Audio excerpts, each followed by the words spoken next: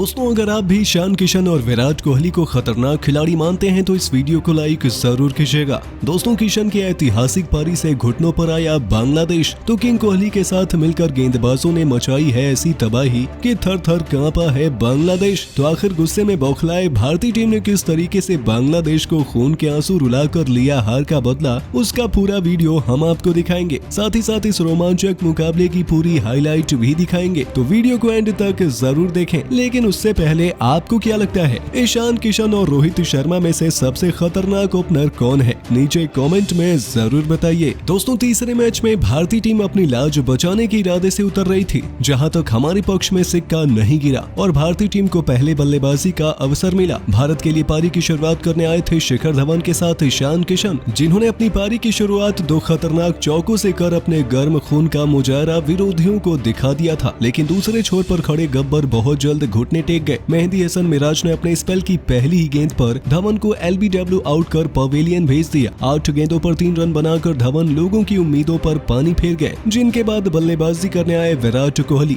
दोस्तों, pocket dynamo के नाम से मशहूर ईशान किशन ने तस्कीन अहमद से लेकर शाकिब अल हसन और इबादत हुसैन की धज्जियां उड़ाकर रख दी। जी हां, आपको बता दें, ताबड़तोड़ बल्लेबाजी करते हुए बहुत जल्द ईशान ने टी20 के अंदाज में महज 49 गेंदों पर अपने अर्धशतक को अंजाम दे दिया था। दोस्तों, मैच तो वनडे का चल रहा था, लेकिन ईशान किशन का अंदाज टी20 वाला था, जहां उनका स्ट्राइक रेट 120 से भी अधिक का था और लंबी निराशा के बाद दर्शकों को दोबारा जश्न मनाने का मौका मिला। इस खिलाड़ी ने गेंदबाजी करने आए अफीफ हुसैन को चौका लगाकर महज 85 गेंदों पर अपने ऐतिहासिक शतक को अंजाम दे दिया। उनकी इस उपलब्धि पर पूरे भारतीय खेमे ने खड़े होकर उनके सम्मान में तालियां बजाई। लेकिन दोस्तों, किशन ने अपने बल्ले से असली सैलाब तो शतक पूरा करने के बाद लाया, जब उन्होंने सामने आने वाले हर एक गेंदबाज को कुचल के रख दिया। अब तो उन्होंने चौके छोड़कर केवल छक्कों से ही डील करना शुरू कर दिया था। जी हां, ईशान की बल्लेबाजी देख बांग्लादेश खेमा तो सदमे में चला गया था। वहीं विराट कोहली ने भी 54 गेंदों पर अपना अर्धशतक पूरा कर लिया था। लेकिन आज का दिन तो ईशान के नाम होने वाला था। देखते ही देखते उन्होंने पहले 150 और फिर महज 126 गेंदों पर अपने दोहरे शतक को अंजाम देकर इतिहास के पन्नों में अपना नाम सुनहरे अक्षरों में दर्ज करवा लिया था। इसी के साथ वो सबसे तेज दोहरा शतक बनाने वाले बल्लेबाज बन गए थे। ईशान के चमत्कार पर कोहली ने उनके साथ बीच मैदान पर भांगड़ा कर जश्न मनाया। पूरे मैदान में हर कोई खड़े होकर ईशान की इस पारी को सलाम कर रहा था, जिसमें उन्होंने 24 चौके तो वहीं 10 तूफानी छक्के लगाए थे। लोगों ने सोचा कि आज रोहित के 264 का रिकॉर्ड टूटने ही वाला है। लेकिन दोस्तों, दोहरा शतक पूरा करने के बाद ईशान 131 गेंदों पर 210 रन बनाकर तस्कीन अहमद का शिकार हो गए। उन्होंने विराट कोहली के साथ रिकॉर्ड तोड़ 290 रनों की पार्टनरशिप की थी, पर भारतीय फैंस का जश्न यही नहीं थमा और दूसरे छोर पर खड़े किंग कोहली ने भी 85 गेंदों पर इंटरनेशनल करियर का 72वां शतक जड़कर शतकों के मामले में रिकी पॉन्टिंग को पछाड़ दिया। हालांकि दोस्तों, ईशान के आउट होने के बाद भारतीय पारी लड़खड़ा गई। विराट 91 गेंदों में 113 रन बनाकर शाकिब अल हसन का शिकार हो गए। उन्होंने अपनी पारी में 11 चौके और 2 छक्के लगाए थे। उनके आउट होने के बाद बल्लेबाजी करने आए श्रेयस अय्यर और केएल राहुल को इबादत हुसैन ने पवेलियन की राह दिखा दी और एक के बाद एक सभी विकेट गिरते गए। उसके बावजूद वाशिंगटन सुंदर ने भारतीय पारी को एक बेहतरीन अंजाम दिया और 27 गेंदों पर 4 चौके और 1 छक्के की बदौलत 37 रन बनाए। उनके अलावा अक्षर पटेल 17 गेंदों में 20 रन बनाकर आउट हुए और भारतीय टीम ने 50 ओवर की समाप्ति पर 409 रनों का ऐतिहासिक स्कोर खड़ा किया। इस मैच में बांग्लादेश के सभी गेंदबाजों की जमकर पिटाई हुई, लेकिन तस्कीन अहमद, मुस्तफिजुर रहमान और शाकिब अल हसन ने 2-2 विकेट अपने नाम किए। वहीं मुस्तफिजुर रहमान और मेहदी हसन को भी एक सफलता हासिल हुई। दोस्तों, 410 रन देखकर ही अच्छी टीमें दहशत में आ जाती हैं, लेकिन बांग्लादेश इस लक्ष्य को हासिल करना चाहती थी। इसी इरादे से पारी की शुरुआत करने के लिए उतरे लिटन दास के साथ अनामुल हक ने चौके छक्कों की बरसात कर दी, लेकिन उनकी ये पारी ज्यादा लंबी नहीं चल पाई और अक्षर पटेल की गेंद पर अनामुल हक सिराज के शानदार कैच पर पवेलियन लौट गए। उन्होंने 7 गेंदों पर 8 रन बनाए थे और भारत की तरह ही बांग्लादेश को भी महज 33 के स्कोर पर पहला झटका लगता है, जिनके बाद बल्लेबाजी करने आए शाकिब अल हसन। दोस्तों, 410 रनों के लक्ष्य को बांग्लादेश बहुत अधिक दबाव में ले आया था और ये बात दोनों खिलाड़ियों के चेहरे से साफ जाहिर हो रही थी। दोस्तों, बहुत जल्द अपने इसी दबाव के चलते लिटन दास बड़ा शॉट खेलने के प्रयास में शार्दुल ठाकुर के हाथों कैच आउट होकर पवेलियन लौट गए और उन्होंने 26 गेंदों में 29 रनों की पारी में 4 चौके और 1 छक्का लगाया था। जिनके आउट होने के बाद बल्लेबाजी करने आते हैं मुशफिकुर रहीम और महज 47 के स्कोर पर उनके दोनों ओपनर पवेलियन लौट गए। बांग्लादेश के 2 सबसे बड़े बल्लेबाज क्रिच पर मौजूद थे, जिन्होंने पारी को बिल्ड फील्ड करना शुरू किया। 10 ओवरों की समाप्ति पर बांग्लादेश ने 66 रन बना लिए। पर दोस्तों आज भारतीय टीम सिर पर कफन बांध कर उतरी थी। बांग्लादेश की पारी भारतीय गेंदबाजों के सामने ताश के पत्तों की तरह बिखर गई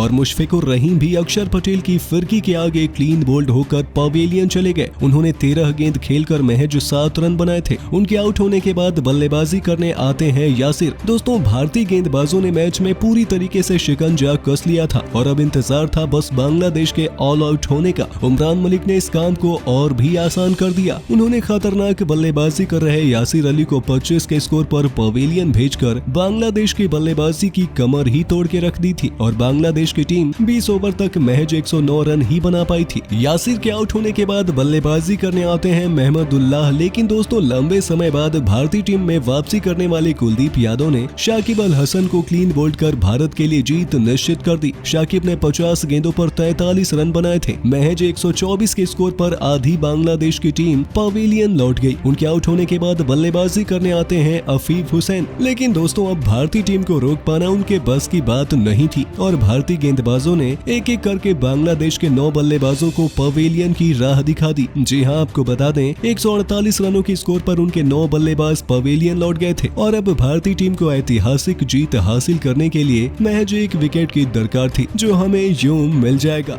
दोस्तों ईशान किशन ने दोहरा शतक लगाकर मचाई तबाही तो विरोधी टीम का प्रदर्शन भी हुआ हवा हवाई। जी हां दोस्तों, ईशान किशन के दोहरे शतक और विराट कोहली के शतक के सामने बांग्लादेश का घमंड चकनाचूर हो गया। दोनों की बल्लेबाजी के बाद गेंदबाजों ने सांस रोक देने वाली गेंदबाजी करते हुए मैच में ऐसा रोमांच पैदा कर दिया जिसको देखकर अंत तक ये कह पाना मुश्किल हो गया कि कौन सी टीम मुकाबला जीत सकती है। आखिरकार रोमांच की सारी हदें पार कर देने वाले इस मुकाबले में ईशान किशन और कोहली ने कैसे तूफानी पारी खेली ये तो हम आपको बताएंगे ही। साथ ही साथ इस रोमांचक मुकाबले की पूरी हाईलाइट का वीडियो भी दिखाएंगे, तो वीडियो को एंड तक जरूर देखें। लेकिन उससे पहले आपको क्या लगता है ईशान किशन, विराट कोहली और सूर्य कुमार यादव में से विस्फोटक बल्लेबाज कौन है? नीचे कमेंट में जरूर बताइए। दोस्तों बांग्लादेश के खिलाफ अहमद चौधरी स्टेडियम में अंतिम मुकाबले को भारतीय टीम ने बड़े ही शानदार तरीके से जीत लिया है। दरअसल इस मुकाबले में रोहित शर्मा की गैर मौजूदगी में कप्तानी का भार केएल राहुल ने संभाला। लेकिन हर बार की तरह इस बार भी बांग्लादेश की टीम टॉस जीत गई और पहले गेंदबाजी करने के लिए आई, जहां पर भारतीय टीम की तरफ से पारी की शुरुआत करने के लिए रोहित की जगह खेल रहे ईशान किशन और शिखर धवन आते हैं। हालांकि दोनों रनों की बारिश करने के इरादे से मैदान पर उतरे थे, लेकिन पिछले 2 मैच के हीरो मेहंदी हसन ने एक बार फिर भारतीय टीम को परेशान किया और पहला विकेट 15 रन के स्कोर पर गिरा दिया, जहां पर शिखर धवन 8 गेंदों पर मात्र 3 रन बनाने के बाद एलबीडब्ल्यू आउट हो गए थे और अब बल्लेबाजी करने के लिए विराट कोहली आए। तो वहीं विराट कोहली और ईशान किशन ने ऐसी पारी खेली कि बड़े ही शानदार तरीके से इस पारी को संभाल लिया और इस अंदाज से पारी को संभाला जिसको देखकर दुनिया के सभी क्रिकेटर हैरान हो गए।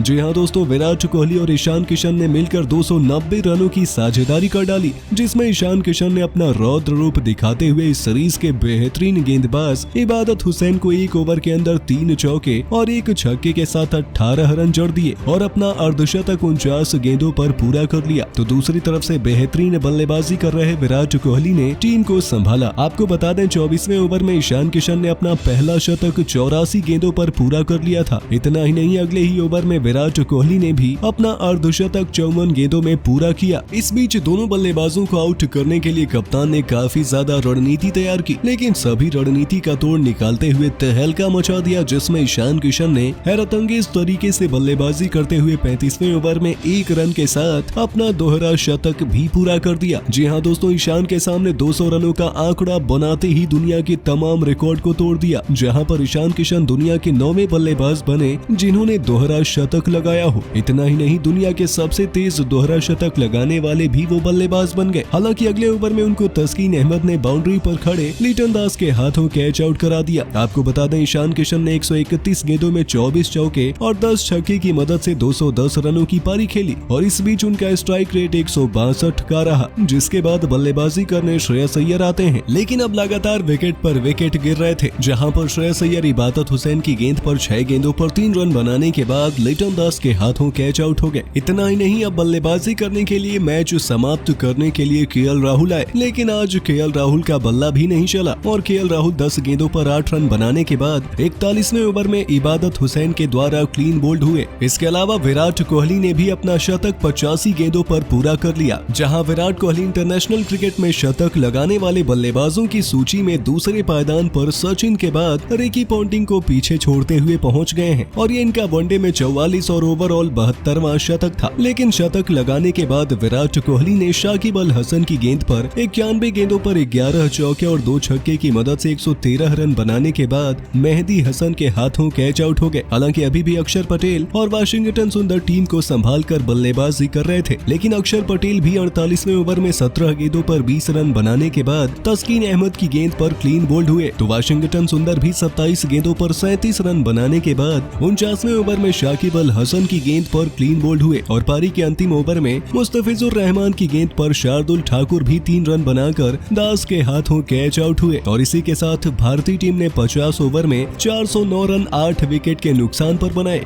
दूसरी तरफ बांग्लादेश की टीम की तरफ से इबादत हुसैन, शाकिब अल हसन और तस्कीन अहमद ने 2-2 और मुस्तफिजुर रहमान के साथ मेहदी हसन ने 1-1 विकेट हासिल किया। लेकिन 410 रनों के लक्ष्य का पीछा करने के लिए जैसे ही बांग्लादेश की टीम आई तो बांग्लादेश की तरफ से पारी की शुरुआत करने अनामुल और कप्तान लिटन दास आते हैं। हालांकि विरोधी टीम भी ताबड़तोड़ अंदाज से पारी को शुरू कर रही थी, लेकिन अनामुल 5वें ओवर की पहली गेंद पर अक्षर पटेल के द्वारा 8 रन बनाने के बाद सिराज के हाथों कैच आउट हो गए, जिसके बाद बल्लेबाजी करने शाकिब आते हैं। तो दूसरी तरफ से कप्तान लिटन दास भी 26 गेंदों पर 29 रन बनाने के बाद सिराज की गेंद पर ठाकुर के हाथों 8वें ओवर में कैच आउट हो गए। इतना ही नहीं, बल्लेबाजी करने आए मुशफिकुर भी 7 रन बनाने के बाद अक्षर पटेल की गेंद पर 13वें ओवर में क्लीन बोल्ड हुए और बल्लेबाजी की जिम्मेदारी यासिर और शाकिब पर आ गई। लेकिन 20वें ओवर में याशिर अली 30 गेंदों पर 25 रन बनाने के बाद मलिक की गेंद पर LBW आउट हो गए और अब बल्लेबाजी करने महमूदुल्लाह आते हैं। लेकिन अब 23वें ओवर में सबसे महत्वपूर्ण विकेट शाकिब अल हसन का कुलदीप यादव ने ले लिया, जहां पर शाकिब अल हसन 43 रन बनाने के बाद LBW आउट हुए। इसके बाद बल्लेबाजी करने अफीफ हुसैन आए और 26वें ओवर में 142 रन 5 विकेट के नुकसान पर बांग्लादेश की टीम ने बना दिए। हालांकि अभी भी जीत के लिए काफी ज्यादा रनों की आवश्यकता थी, ऐसे में जीत तो बिल्कुल भी नामुमकिन नहीं थी और अभी भी भारतीय टीम जीत के लिए आगे बढ़ रही थी और इसी तरीके से भारतीय टीम इस मुकाबले को आराम से जीत गई। तो दोस्तों, आपको क्या लगता है इस मुकाबले में भारतीय टीम के जीत के हीरो कौन रहे? हमें अपनी राय नीचे कमेंट में जरूर बताइए और अभी तक चैनल को सब्सक्राइब नहीं किया है तो जरूर कर लें।